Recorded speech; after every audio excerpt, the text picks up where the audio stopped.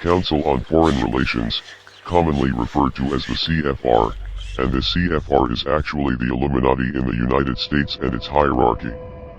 The masterminds in control of the original Illuminati conspirators, but to conceal that fact, most of them changed their original family names to American-sounding names.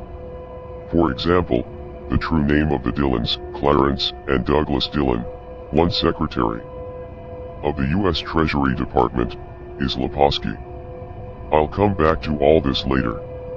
There is a similar establishment of the Illuminati in England operating under the name of the British Institute of International Affairs. There are similar secret Illuminati organizations in France, Germany, and other nations operating under different names, and all these organizations, including the CFR, continuously set up numerous subsidiary or front organizations that are infiltrated into every phase of the various nations' affairs. But at all times, the operations of these organizations were and are masterminded and controlled by the internationalist bankers. They in turn were and are controlled by the Rothschilds. One branch of the Rothschild family had financed Napoleon, another branch of the Rothschilds financed Britain, Germany, and the other nations in the Napoleonic Wars.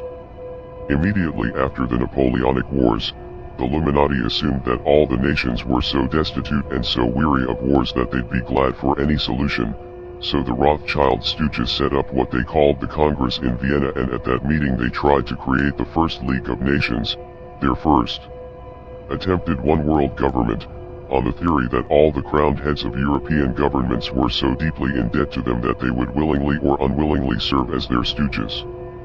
But the Tsar of Russia caught the stench of the plot and completely torpedoed it. The enraged Nathan Rothschild, the head of the dynasty, vowed that someday he or his descendants would destroy the Tsar and his entire family, and his descendants did accomplish that very threat in 1917. At this point, bear in mind that the Illuminati was not set up to operate on a short-range basis. Normally a conspirator of any type enters into a conspiracy with the expectation of achieving his objective during his own lifetime. But that was not the case with the Illuminati.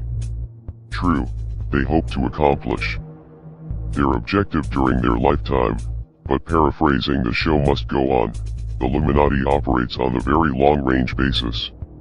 Whether it will take scores of years or even centuries, they have dedicated their descendants to keep the pot boiling until they hope the conspiracy is achieved. End of transmission.